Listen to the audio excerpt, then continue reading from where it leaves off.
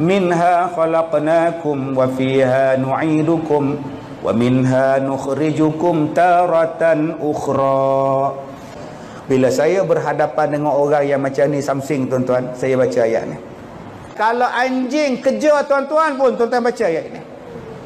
A'udzubillahi minasyaitonir rajim.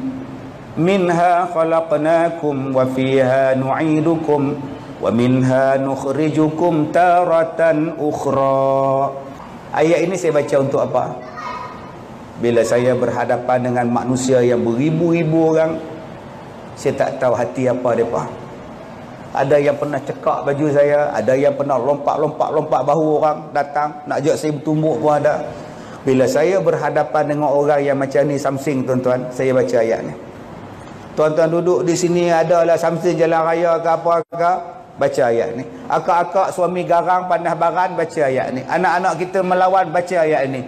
Orang datang serang rumah kita tuan-tuan. Tuan-tuan tahu ada orang bawa cuka tuan-tuan, bolang balir botol nak simbah muka saya.